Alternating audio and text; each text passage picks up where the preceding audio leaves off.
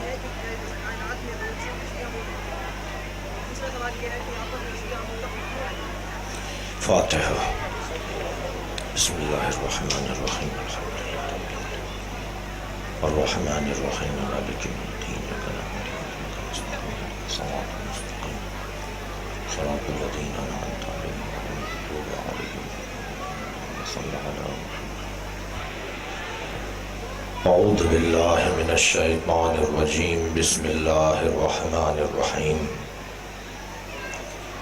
الحمد للہ الذی لا یبلغ مدحتہ القائلون ولا يحصي نعماءه العادون ولا يعدي حقه المجتهدون الذي ليس لصفته حد محدود ولا نعت موجود ولا وقت معدود ولا أجل ممدود فطر الخلائق بقدرته ونشر الرياح برحمته.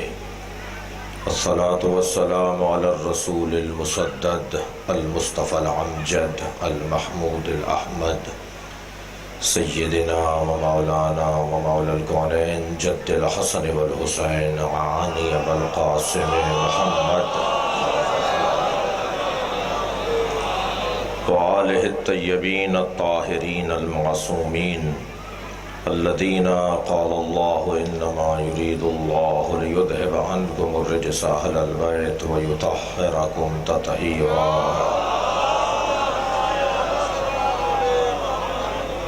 ولعنة الله على أعدائهم أجمعين من يوم عداوتهم إلى قيام يوم الدين.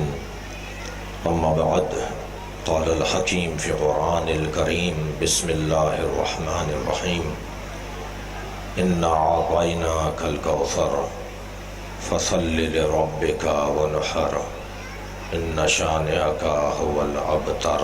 صلوات. اجازت. سورہ مبارک کوثر. اللہ کے بنائے ہوئوں میں اور بندوں کے بنائے ہوئوں میں فرق ہے.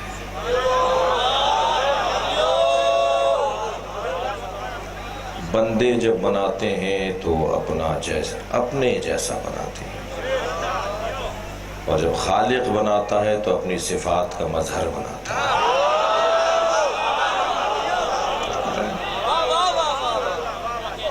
بندوں کے کام اور اللہ کے کاموں میں بڑا فرق ہے.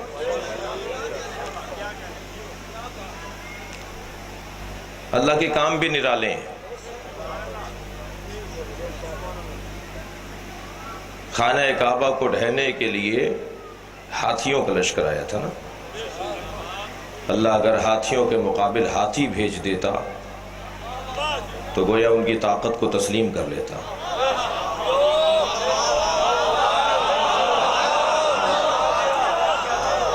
اللہ نے ہاتھیوں کے مقابل ہاتھی نہیں بھیجا. اتنا چھوٹا سا پرندہ جو آپ کی میری مٹھی میں آ جائے. ابابیل، ایک معمولی چھوٹا سا پرندہ. اتنا چھوٹا پرندہ، اس کی چونچ کتنی بڑی ہوگی، اس میں کنکر کتنا بڑا ہوگا، ہاتھی کی کھال کتنی موٹی ہے. مگر اللہ اعلان کر رہا ہے وَأَرْسَلَ عَلَيْهِمْ طَيْرًا أَبَابِيلَ. ہم نے ہاتھیوں کے لشکر پر ایک طیر بھیجا جسے ابابیل کہتے ہیں. اور جب انہوں نے کنکر پھینکنا شروع کیا نا تو ایک کنکر بھی خطا نہیں گیا، اس لیے کہ یہ بھیجا ہوا پرندہ تھا. اور کر رہے ہیں پرندہ بھیجا ہوا ہو تو غلطی نہیں کرتا، نبی بھیجا ہوا، محمد بھیجا ہوا غلطی. اور کر رہے ہیں. اللہ کا کام دیکھیں کتنا نرالا ہے. ہاتھیوں کے مقابل ہاتھی نہیں، پرندہ، معمولی سا پرندہ. اچھا، میں نے اپنے ایک بزرگ سے سنا، انہوں نے کہا کہ یہ امام رضا سے انہوں نے حدیث دیکھی ہے. میں نے حدیث نہیں دیکھی لیکن میں نے بزرگ سے سنا ہے کہ جب یہ پرندے، یہ ابابیل کا لشکر، یہ پرندے کنکر پھینک رہے تھے تو جبریل نازل ہوئے اور ایک پرندے سے کہا کہ تم اپنے کنکر کو بچا کے رکھو. اور وہ پہاڑوں میں ایک جگہ گھونسلہ بنا کر رہنے لگا یہاں تک کہ دوسری وحی آئے. اور جب غدیر کے میدان میں علی کے مخالف نے کہا کر رہے ہیں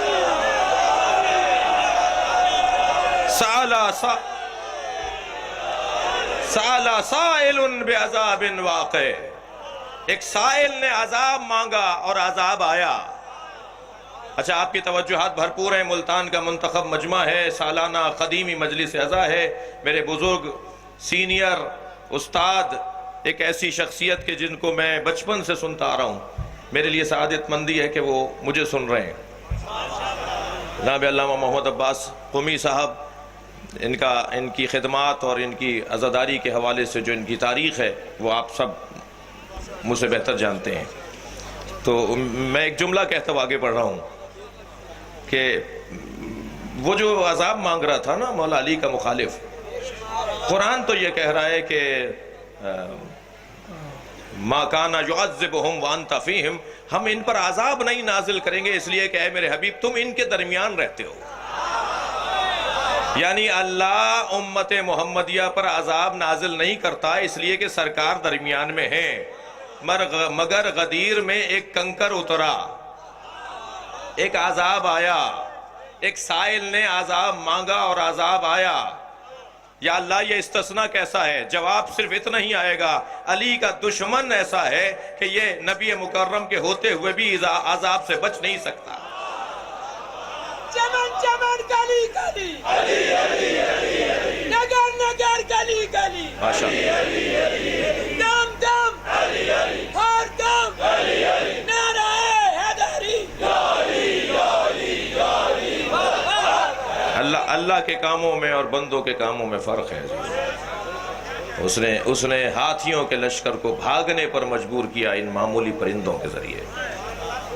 سرکار دو جہاں جب ہجرت فرما رہے ہیں تو سرکار غار میں ہیں، اور یہ پیروں کے نشان دیکھتے ہوئے غار کے دہانے تک پہنچ گئے۔ اچھا، ویسے کام بھی ان کا یہی تھا۔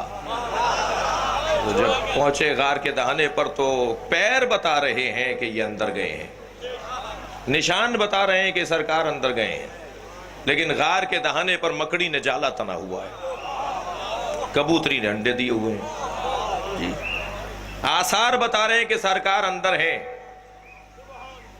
جی مکڑی کا جالا بتا رہا ہے کہ اندر نہیں ہے۔ احوان بیوت ہے، قرآن کہہ رہا ہے نازک ترین گھر ہے، ایک پھونک سے ٹوٹ جاتا ہے، اتنا بڑا جالا بنا ہوا ہے، یہ اندر چلے گئے تو جالا نہیں ہونا چاہیے تھا۔ پیر بتا رہے ہیں کہ اندر گئے ہیں،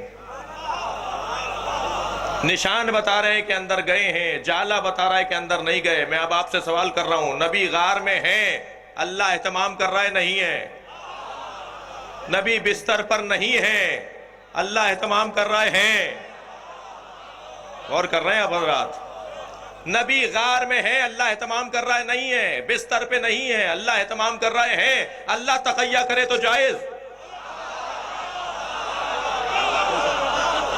کر رہے ہیں؟ اور کیا آپ نے؟ اللہ کا کام ہی کچھ اور ہے۔ میں نے بہت زحمت دی آپ کو تمہیدی بیان کے اندر، ایک جملہ کہتا ہوا آگے بڑھ رہا ہوں۔ عزیزو، انتہائی محترم سننے والوں سے مخاطب ہوں، مجلس کا عنوان بھی بہت ہی ضروری عنوان ہے۔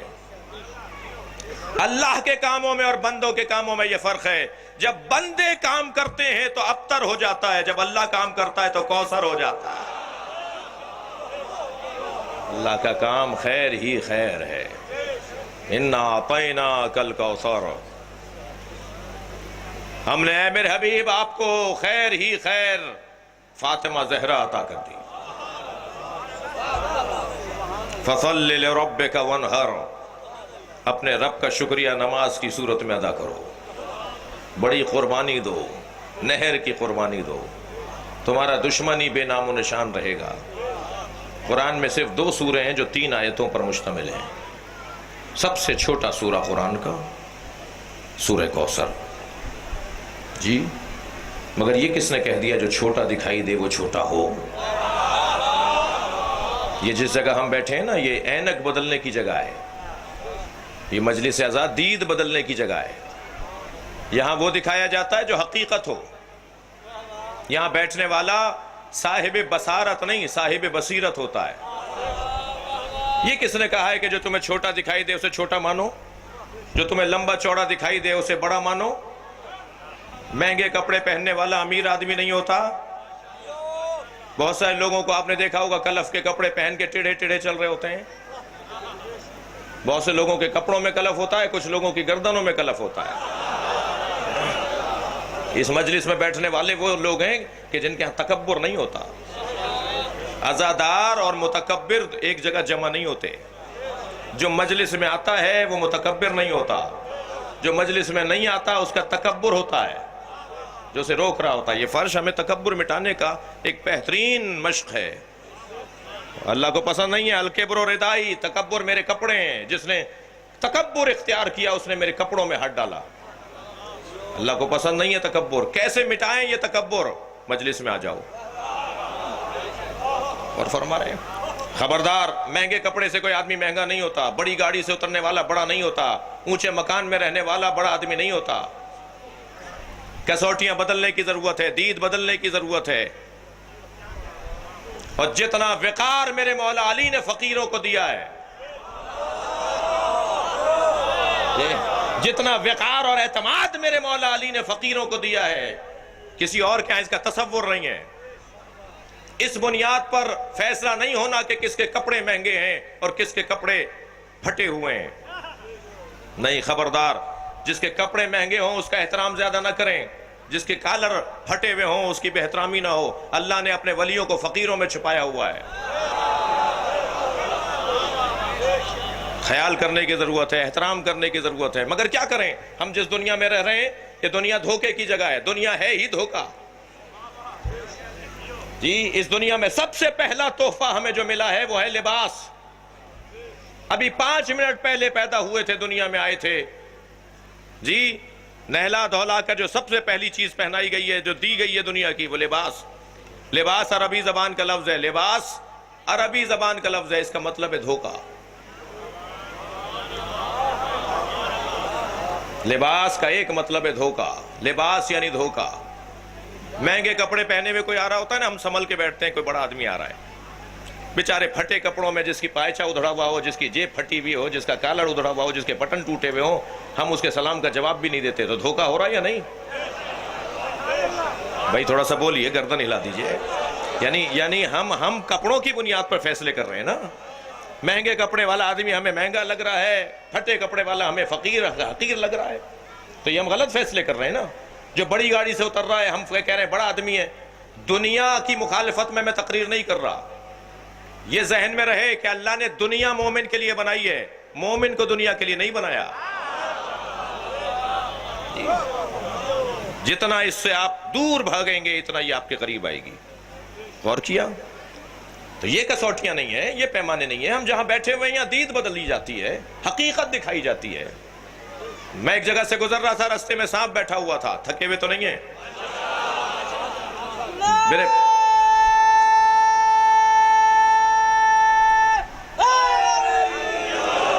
میرے بڑھتے ہوئے قدم رک گئے اس لیے کہ موذی تھا۔ مجھے نظر آ رہا تھا یہ حملہ کرے گا، مارے گا، ڈسے گا، نقصان پہنچائے گا۔ کھڑا ہو کر سوچنے لگا کیا کروں، کہاں جاؤں، کیا کروں۔ دور کھڑے ہوئے لوگوں نے دیکھ کر کہا مولانا کو دیکھو بڑی شجاعت کی باتیں کرتے ہیں، سانپ سے ڈر رہے ہیں۔ اب میں سوچنے لگا ان کے چڑھانے میں آؤں یا عقل مندی کا ثبوت دوں۔ بہت سارے لوگ آپ کو ملیں گے جو چڑھا کے غائب بھی ہو جاتے ہیں۔ ابھی میں کھڑا ہوا یہی سوچ رہا تھا کہ میں کیا کروں، تو یہ چھوٹا سا بچہ میرے پاس آ کے کھڑا ہوا، کہنے لگا مولانا یہ پلاسٹک کا ہے۔ وہ جو سانپ نظر آ رہا ہے وہ بچہ کہنے لگا مولانا یہ پلاسٹک کا ہے۔ جیسے ہی مجھے معلوم ہوا نا کہ یہ سانپ پلاسٹک کا ہے، میں نے اسی پہ پیر رکھا اور گزر گیا۔ معلوم یہ ہوا جب حقائق روشن ہو جاتے ہیں تو اقدامات بھی تبدیل ہو جاتے ہیں۔ جملہ محسوس کریں گے، ساری دنیا جس یزید سے ڈر رہی تھی، حسین اس کی حقیقت کو جانتے تھے۔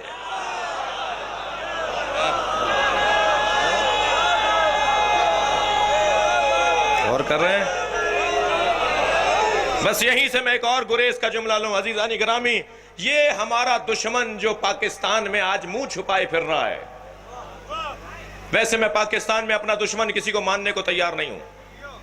یہ جنہوں نے پاکستان کی دیواریں کالی کی نا تکفیری نعروں سے، کافر کے نعروں سے، جنہوں نے پاکستان کا ماحول خراب کیا، یہ ہمارے دشمن نہیں ہیں۔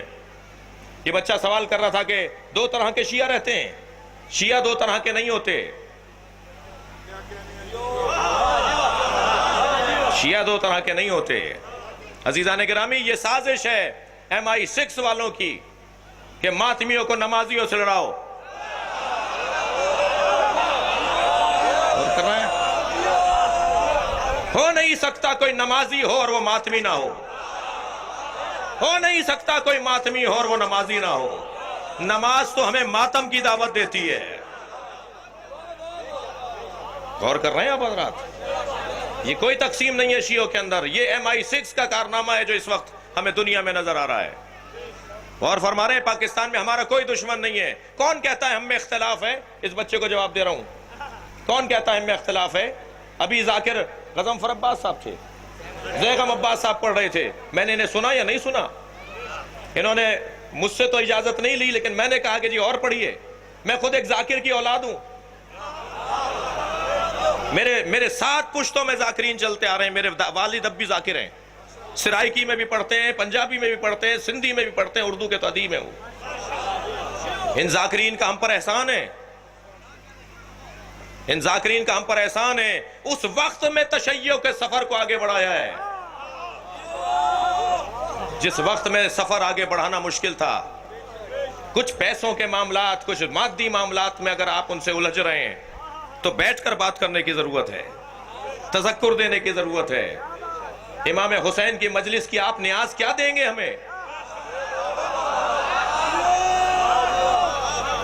جی مجھے طے نہیں کرنا چاہیے، اس لیے کہ میں نے اگر طے کر کے مجلس کے پیسے لے لیے تو میں آخرت کا ثواب اپنا کم کر دوں گا۔ اور یہ پیسہ کتنے دن چلتا ہے بھائی؟ میں تو خود میں تجربہ کر رہا ہوں نا، بن مانگے بڑے بڑے لفافے ملتے ہیں، مگر یہ دیکھ رکتا ہی نہیں ہے، یہ دوسرے دن تیسرے دن سے زیادہ چلتا ہی نہیں ہے پیسہ۔ لہٰذا یہ والی الجھنیں نہیں۔ کون کہتا ہے ہمارے درمیان اختلاف ہے؟ ہمارے درمیان اختلاف نہیں۔ اسی مجمع میں میں 10 لوگوں کو جانتا ہوں جو تحریک جعفریہ شیعہ علماء کونسل کے لوگ ہیں، 10 کو دیکھ رہا ہوں کہ جو مجلس وحدت کے لوگ ہیں، 10 کو دیکھ رہا ہوں جو ISO کے لوگ ہیں، JSO کے لوگ ہیں، سنگتوں کے لوگ ہیں۔ چاچا بالی کے ساتھ تو رات کو میں نے سفر کیا ہے جہاز میں، جو شباب المومنین کے ماتمی دستے کے بزرگ ہیں، ماتمیوں کے پاکستان میں اس وقت سربراہوں میں سے ایک ہیں جی، کراچی سے تشریف لائے ہوئے ہیں۔ کتنے ہی ماتمی اور کتنے ہی ملنگ اور درویش یہاں پر بیٹھے ہوئے ہیں۔ اور کیا کہتے ہیں؟ اتحاد۔ اور کسے کہتے ہیں اتحاد؟ یعنی ہم جس پیج پر جمع ہو جاتے ہیں وہ ہے مجلس حسین۔ ہمارے اتحاد کا ذریعہ یہ ہے۔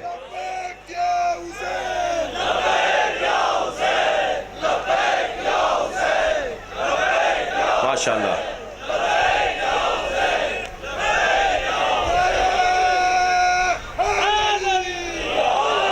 جملہ دے رہا ہوں، ایک شاعر نے 2 مصروں میں کہا، یہ کس نے کہ شاعر کہتا ہے درے حسین پہ ملتے ہیں ہر مزاج کے لوگ۔ اور کر رہے ہیں، درے حسین پہ ملتے ہیں ہر مزاج کے لوگ۔ یہ دوستی کا وسیلہ ہے، دشمنی کا نہیں، یہ جوڑنے کی جگہ ہے۔ اور ہم تو مجلس کرتے بھی امام بارگاہ میں، مسجد میں تو مجلس بھی نہیں کرتے۔ تھک تو نہیں رہے نا؟ پورے دنیا کے شیعہ امام بارگاہ علیحدہ بناتے ہیں، مسجد علیحدہ بناتے ہیں۔ کیوں؟ آپ کے پاس پیسہ زیادہ ہے، آپ مسجد میں مجلس کیوں نہیں کرتے؟ یہ دوسری عمارت آپ نے کیوں بنائی ہے؟ سب مدرسہ بناتے ہیں، آپ بھی بناتے ہیں، سب مسجد بناتے ہیں، آپ بھی بناتے ہیں، آپ امام بارگاہ بھی بناتے ہیں، کیوں؟ پیسے زیادہ ہیں۔ اس کی ایک علت سن لیجئے۔ اگر کوئی آج عیسائی اور ہندو آ کر مولانا سے کہے مجھے قرآن دیجئے، میں قرآن پڑھ کر سمجھوں گا پھر اسلام قبول کروں گا، تو مولانا قرآن دینے کو تیار نہیں ہے۔ کل قیامت میں اگر اس ہندو نے اللہ کی بارگاہ میں مقدمہ رکھ دیا، یا اللہ میں اسلام سمجھنا چاہتا تھا، مسلمان نے قرآن نہیں دیا، کوئی جواب نہیں دے سکے گا، ہم جواب دیں گے۔ ہم نے مسجد کے ساتھ امام بارگاہ بنایا ہی اس لیے تھا، یہ حسین کا خیمہ ہے، ہر آنے والے حر کے لیے کھلا رہنا چاہیے۔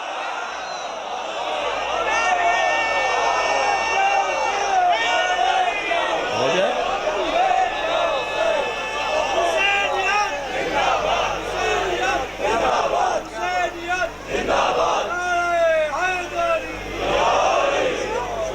ہم تو یہاں اہل سنت کو بلا رہے ہیں۔ ہم تو اگر کوئی ہندو ہمارے ساتھ آ کے بیٹھ جائے تو ہمیں عزیز لگتا ہے۔ میں سندھ میں مجالس کی نسبتاً زیادہ رہتی ہے پڑھنے کے اتفاق اپنے شہر سے قریب ہونے کی وجہ سے. سندھ کا تو ہندو بھی عالی مدد بولتا ہے, سندھ کے تو سنی کے گھر پہ بھی علم لگا ہوا ہے.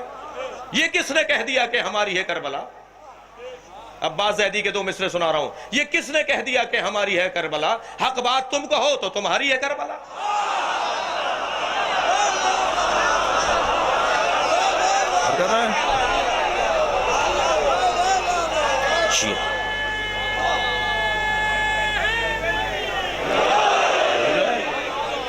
شیعہ امام حسین کی عزاداری کے مالک نہیں ہے. جملہ دے رہا ہوں آپ کو, شیعہ امام حسین کی عزاداری کے مالک نہیں ہے, نوکر ہیں. اور نوکروں کو اپنی اوقات میں رہنا چاہیے, مالک کے مہمانوں کا خیال کرنا چاہیے. جو اس دروازے پر آ کے بیٹھے وہ ہمارا ہے. میں اس بچے کا جواب دے رہا ہوں کہ کہاں اختلاف ہے بھائی؟ یہ سب جڑے بیٹھے ہیں یا نہیں؟ یہ سلیقے کا اختلاف تو بہن بھائیوں میں بھی ہوتا ہے. توجہ ہے؟ یہ سلیقے کا اختلاف تو بہن بھائیوں میں ہوتا ہے, میاں بیوی میں ہوتا ہے, باپ بیٹے میں ہوتا ہے. سلیقے کا اختلاف اور ہے, طریقے کا اختلاف اور ہے. دنیا میں کوئی شیعہ نہیں ملے گا جو علی ولی اللہ کو نہ مانتا ہو. اور کر رہے ہیں آپ حضرات؟ طریقے کا اختلاف نہیں ہے, سلیقے کا اختلاف ہے. غور کر رہے ہیں؟ الحمدللہ پاکستان میں ہمارا کوئی دشمن نہیں ہے. جنہوں نے دیواریں کالی کی, جنہوں نے سعودی عرب کے پیسے سے پاکستان میں فساد پھیلایا. میں تو کہتا ہوں سعودی عرب یہ چھوٹے بے وقوف ہیں, وہ بڑا بے وقوف ہے. جی, اور اتنا بھی طے ہے جو اہل بیت سے دور ہوتا ہے اس کے پاس عقل نہیں ہوتی, اس کے پاس سمجھ نہیں ہوتی, اس کے پاس شعور نہیں ہوتا. مسلسل غلطیوں پر غلطیاں بڑھ رہی ہیں ان کی. پاکستان میں انہوں نے اتنی غلطیاں کی ہیں, کتنا کروڑوں اربوں روپیہ پاکستان میں انہوں نے تکفیریت کے لیے لگایا, پاکستان کی دیواروں کو کالا کر دیا. بتائیے وہ جو خیر پور کا ایک دہشت گرد جو پلاٹ کے جھگڑے میں مارا گیا اور آج منو مٹی کے نیچے کیڑوں اور مکوڑوں کی غذا بنا ہوا ہے, اس کی 10 کلپ موجود ہیں سوشل میڈیا پر. وہ کہتا تھا کہ میں جب تک جلوس بند نہیں کرواؤں گا چین سے نہیں بیٹھوں گا, مجلس جب تک بند نہیں کرواؤں گا, ماتم روڈوں اور شاہراہوں سے بند نہیں کرواؤں گا, اس وقت تک میں چین سے نہیں بیٹھوں گا. وہ منو مٹی کے نیچے جانوروں کی غذا بنا ہوا ہے, اور ہم آج بھی مجلس چوک پر کر رہے ہیں. بہت بے وقوف ہیں, بہت بڑے بے وقوف ہیں. اور اچھا, اس میں بھی کوئی خوشی کی بات نہیں ہے. دشمن کو سمجھدار ہونا چاہیے. ہمارا دشمن بے وقوف ہے, اس پہ خوش نہیں ہونا چاہیے. ہمارا دشمن بے وقوف ہے, اس پہ خوش نہیں ہونا چاہیے. دشمن کو سمجھدار ہونا چاہیے. اتنا بڑا بے وقوف ہے. یہ پیسہ کہاں سے آیا؟ 1924 قادیانیت, وہابیت اور بہائیت, ان تینوں کی تاریخ پیدائش بھی بتا رہا ہوں اور ان کا میٹرنیٹی ہوم بھی بتا رہا ہوں آپ. اور کر رہے ہیں, یہ تینوں 1924 کی پیداوار ہے. برطانیہ کے سفارت خانے نے قادیانیوں کو بنایا, برطانیہ کے سفارت خانے بہائیوں کو بنایا, برطانیہ کے سفارت خانے نے کس کو؟ وہابیوں کو بنایا. وہابیوں کو بنایا عرب دنیا کے لیے, قادیانیوں کو بنایا بر صغیر کے لیے, بہائیوں کو بنایا فارسی زبان والوں کے لیے, مسلمانوں میں افتراق ڈالنے کے لیے. ان کی تاریخ پیدائش ہے 1924. بہائی اس وقت کم ہوتے ہوتے 15-20% رہ گئے. قادیانیوں کا پاکستان کے اندر وہ کیفیت نہیں رہی. اب یہ زیادہ تر لندن میں اور آسٹریلیا میں اور ان ممالک کے اندر ان کے ادارے ہیں. وہابیت اس لیے پھیلی کہ ان کے پاس سعودی عرب کا پیسہ تھا, تیل کا پیسہ تھا. انہوں نے بہت پیسہ خرچ کیا دنیا بھر کے اندر اپنے نظریات کو آگے بڑھانے کے لیے. 1924 میں سب سے پہلا جرم ان کا 8 شوال جنت البقیع کا انہدام. پھر یہ گئے جنت المعلی مکہ المکرمہ میں, انہوں نے جناب ختیجہ اور جناب ابو طالب کے مزاروں کو گرایا. پھر یہ گئے کربلا میں, انہوں نے کربلا پہ چڑھائی کی, میرے مولا امام حسین کے روزے کو انہوں نے متاثر کیا اور 6000 زائرین کو شہید کیا. 600 نہیں, 6,000 امام حسین کے زائرین کربلا میں 1924 میں آل سعود کی وجہ سے، ان کے کہنے پر، ان کے حکم پر، ان کے لشکر سے شہید ہوئے۔ بر صغیر کے اندر تحریک خلافت کا آغاز ہوا۔ سن لیجئے 2-4 جملے تاریخ کے۔ بر صغیر کے اندر تحریک خلافت کا آغاز ہوا۔ مولانا محمد علی جوہر، سید محمد دہلوی جی، جناب جارچوی، مولانا جارچوی صاحب، بزرگ علماء شیعہ اور علماء اہل سنت نے تحریک خلافت بنائی۔ وائسرائے سے جا کے لندن میں ملے، سعودی عرب کی شکایت کی، تحریک چلی، لیکن وہاں پیسہ بہت تھا۔ اور آپ تو جانتے ہیں کہ کربلا میں بھی حسین کو 2 چیزوں نے قتل کروایا ہے، یا حب دنیا نے یا بغض علی نے۔ شام والے بغض علی کی بیماری میں مبتلا تھے، کوفے والے حب دنیا کی بیماری میں مبتلا۔ یہ 2 چیزیں حسین قتل کروا دیتی ہیں، یہ 2 چیزیں، حب دنیا، پیسہ، دولت۔ یہ بہت بہت بہت بڑے بڑے جرم کروا دیتا ہے یہ پیسہ۔ لہذا پوری دنیا میں انہوں نے اپنے عقائد کے پرچار کے لیے جو ظلم کیا وہ آپ کے پیش نظر ہے۔ پاکستان کا ISI کا سربراہ جو مرحوم ہو چکا، اس نے ٹی وی پہ کہا، ریکارڈ موجود ہے، کہ یہ جماعت، تکفیری جماعت، یہ ہم نے بنائی تھی۔ انہوں نے کہا ہے کہ ہم نے ایران کے انقلاب کو روکنے کے لیے جماعت بنائی۔ ایران کا انقلاب کیا تھا؟ علی ولی اللہ کی صداؤں کا پھیلنا، اہل بیت کی تعلیمات کی تشریح و تفسیر۔ اور فرما رہے پیسہ بہت خرچ کیا گیا، لیکن عزیزوں میں عرض کروں کہ ہمارے ہاں پاکستان کے اندر جو تکفیریوں نے کام کیا وہ پیسہ ان کا ضائع گیا۔ میں جملہ کہہ رہا ہوں، پاکستان میں ہمارا دشمن بے وقوف ہے، جس کی دلیل یہ ہے کہ وہ ہمارے بدن کو مارتا ہے، ہم اس کے نظریے کو مارتے ہیں۔ خبردار، بدن کا مقابلہ بدن سے کریں گے تو پھر ہم اللہ کی سنت سے ہٹ جائیں گے۔ اللہ نے کیا رکھا ہے؟ ہاتھیوں کے مقابل ہاتھی نہیں بھیجے۔ ہم اسلحہ نہیں اٹھائیں گے تمہیں مارنے کے لیے، بے وقوف نہیں ہیں ہم تمہیں قتل کرنے کے لیے اسلحہ نہیں اٹھائیں گے، اس لیے کہ بدن مرے گا بدن کے مارنے پر۔ تم ہمارے بدن مارتے رہو، ہم علی ولی اللہ کی صداؤں کو بڑھائیں گے، ہم مجلسیں بڑھائیں گے، ہم ماتم بڑھائیں گے، ہم جلوس بڑھائیں گے۔ 4 سال پہلے سندھ میں جب علم کی توہین ہوئی، انہی لوگوں نے بہت زیادہ علم کی توہین کرنا شروع کی۔ ہم نے سہمن شریف میں قلندر کے مزار پر ایک جلسے کے اندر یہ اعلان کیا، پالیسی بیان۔ ہم نے کہا جن گھروں پہ علم نہیں لگے ہوئے اب وہ بھی گھر پہ علم لگائیں، اس لیے کہ ہم بھی دیکھتے ہیں کہ ان میں دم زیادہ ہے یا ہم میں طاقت زیادہ ہے۔ ہمارا دشمن بے وقوف ہے، وہ ہمیں مار کر مضطرب ہے، ہم مر کر مطمئن ہیں۔ کوئی ٹینشن نہیں ہے، بستر پر ریڑیاں رگڑ رگڑ کے مر جانا بھی ایک موت اور حقیقت ہے، لیکن بہتر نہیں ہے کہ کالے کپڑوں میں دم نکلے؟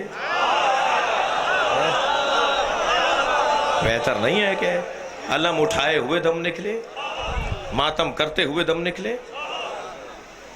نہیں عزیزان گرامی، 8 شوال ہماری غیرت کا مسئلہ ہے۔ 8 شوال سیدہ سے ہم شرمندہ ہیں، 4 اماموں سے ہم شرمندہ ہیں۔ اپنی شرمندگی کا اعلان ہے یہ مجلس۔ ہم رو کر، ماتم کر کے، گریہ کر کے، اپنے غم کا اظہار کر کے بی بی سے معافی مانگ رہے ہیں۔ بی بی، یہ اتنا بڑا مجمع جب یہاں ہزاروں کلومیٹر کے فاصلے پر بیٹھ کر آپ کے منہدم مزار پہ رو سکتا ہے تو یہ منتظر ہے کہ کب منتظر آئے اور وہ مزار دوبارہ تعمیر ہو۔ میرے بزرگ تشریف فرمائے، انہیں زیادہ انتظار نہ کرواؤں، مصائب کے حوالے سے ان کا نظیر نہیں ہے، ان سے استفادہ ہوگا۔ بی بی، ہم آپ سے شرمندہ ہیں۔ میں جنت البقیع میں حضرت ام البنین کی قبر پہ کھڑا تھا، بی بی کو سلام کر رہا تھا۔ جنت البقیع کے مین دروازے سے لبنانیوں کا ماتمی دستہ اندر آیا جو نوحہ پڑھتے ہوئے آ رہے تھے، اور ان کے نوحے کا مصرع یہ تھا کہ اے مادر عباس، تمہاری قبر تو مل گئی۔ اجرکم اللہ.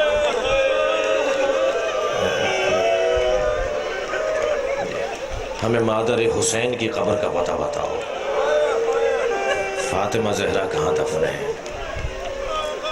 آج مدینہ منورہ میں بڑی بڑی عمارتوں میں روشنیاں جھل ملاتا ہوا مدینہ، لیکن 4 اماموں کی قبروں پہ چراغ نہیں جلتا.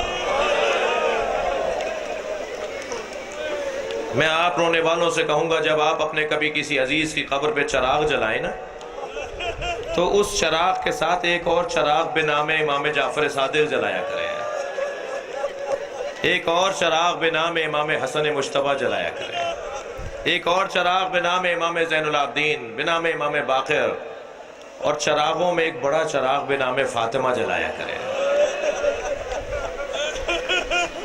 یہ مشق اگر ہمارے ہاں جاری رہے تو ایک جذبہ ہے، ایک بی بی سے محبت کا اظہار ہے.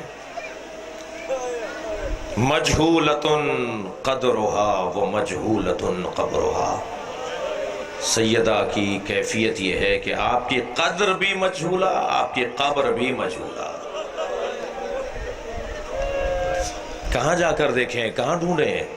جنت البقیع میں بی بی کو سلام کریں، محراب اور منبر کے درمیان کریں، حجرہ پیغمبر پہ جا کے سلام کریں. جی کہاں ہے سیدہ؟ سیدہ کا مزار رہنے نہیں دیا. میں جنت البقیع کے دروازے سے نبی کو سلام کر رہا تھا. میں نے کہا یا رسول اللہ، میں آپ کی بیٹی کی قبر ڈھونڈ رہا ہوں، مگر سیدہ کی قبر ہمیں نہیں مل رہی. ان ظالموں نے اللہ اکبر، آپ رو رہے ہیں، آپ گریہ کر رہے ہیں. ان ظالموں نے ان کے جنازوں کے ساتھ کیا کیا ہے؟ پنجتن کی وجہ سے دنیا بنی ہے نا، یہ تو سنی شیعہ سب کہتے ہیں نا. بیدم یہی تو 5 ہیں مقصود کائنات، خیر النساء حسن و حسین مصطفیٰ علی. یہ 5 کی وجہ سے ہی کائنات بنی ہے نا. پنجتن کے جنازوں کے حال سنیں گے آپ؟ نبی کے جنازے میں 11 آدمی ہیں. میں کہتا ہوں یہی رونے کو کافی ہے کہ جن کے جنازے پر 11 آدمی ہوں. لاکھوں مسلمان تھے، کہاں گئے؟ جب مولا علی نے نبی کا جنازہ دفنا دیا نا، تو امت نے اعتراض کیا کہ اہل بیت نے ہمیں جنازے میں نہیں بلایا. اس گھرانے میں دوسرا جنازہ ہے 95 دن کے بعد جناب زہرا کا. سنیں گے کتنے لوگ ہیں؟ 4 آدمی ہیں زہرا کے جنازے میں. میرا اگر کوئی عزیز مر جائے، ہمارا کوئی رشتہ دار مر جائے، تو ہمارے عزیز کے جنازے میں ہزاروں لوگ شریک ہوتے ہیں. کائنات کا اصلی وجود، نبی کا وجود، 11 آدمی ہیں. سیدہ کائنات کا اصلی وجود 4 آدمی ہیں. امت کا اعتراض ہوا کہ ہمیں جنازے میں اہل بیت نہیں بلاتے. اس گھرانے کا تیسرا جنازہ مولا علی کا جنازہ ہے، 2 آدمی ہیں. اللہ اکبر، مظلومیت علی تو دیکھیے. اہل سنت کہتے ہیں 2 لوگوں نے جنازہ اٹھایا، ایک حسن ایک حسین. علی کے جنازے میں تیسرا آدمی نہیں تھا سنیوں کے مطابق، ہمارے بھائیوں کے مطابق. یہ تیسرا جنازہ ہے. اعتراض ہوا، امت کو نہیں بلایا اہل بیت نے جنازوں میں. یہ تیسرا نہیں، یہ چوتھا جنازہ تھا جو پہلی مرتبہ امت کے کاندھوں پہ دیا. امام حسن کا جنازہ ہے نا، تیر مار کے جنازہ واپس بھیج دیا. تمہیں تو بڑا شوق تھا جنازہ اٹھانے کا، تم نے تیر مار دیے. اور 5ویں جنازے کا حل سنیں گے، گھوڑے دوڑا دیے حسین پر. بہن پہچان نہیں پائی کہ میرا بھائی ہے. جب آئی ہے نا امام حسین کے لاشے پر، تو ایک ہی جملہ کا انت اخی زینب، کیا تم ہی زینب کے بھائی حسین ہو؟ میرے مولا کی پسلیاں کمر سے باہر نکل رہی تھی. یہ حالت تھی حسین کے بدن کی. لاشے کے چکر کاٹے ہیں جناب زینب نے. امام سجاد نے پوچھا پھوپھی اماں کیا دیکھ رہی ہیں؟ فرمان لگی سالم جگہ ڈھونڈ رہی ہوں جہاں بوسہ لے سکوں. حسین کے بدن پہ زینب کو سالم جگہ دکھائی نہ دی، کٹی ہوئی رگوں پر لب رکھ دیے. بوسہ لے کے مدینے کی طرف رخ کیا. نانا یہ آپ کا حسین ہے؟ آپ نے گریہ کر لیا اور اس کے بعد بیٹھ گئی جناب زینب امام حسین کے برابر میں. اتنا روئی کہ امام سجاد کو احساس ہوا کہ کہیں پھوپھی کی روح پرواز نہ کر جائے. آگے بڑھ کے کہا پھوپھی اماں انت عالمۃ غیر معلمہ، حوصلہ کیجئے، صبر کیجئے. فرمانے لگی زین العابدین دیکھ رہے ہو میرے بھائی کے بدن پہ کپڑا نہیں ہے. تھکیں گے نہیں عزاداروں. میں آخری جملے کہہ رہا ہوں. میرے بھائی کے بدن پہ کپڑا نہیں ہے, حسین کے بدن پہ دھوپ آ گئی ہے, میرے سر پہ چادر نہیں ہے. اے زین العابدین, میں کم سن تھی, چھوٹی تھی, اپنے گھر کے صحن میں سو رہی تھی. کچھ دیر کے بعد میری آنکھ کھلی تو میں نے دیکھا سارے صحن میں دھوپ آ گئی ہے مگر میرے اوپر سایہ ہے. تو مجھے تعجب ہوا یہ سایہ کیسا ہے. جب میں نے پہلو بدل کے دیکھا تو یہی بھائی تھا جو چادر پکڑے کھڑا تھا کہ کہیں زینب پر دھوپ نہ آ جائے. اب بتاؤ یہ زینب کہاں جائے. حسین کے بدن پر دھوپ آ گئی. الا لعنت اللہ علی قوم الظالمین فسیعلم الذین ظلموا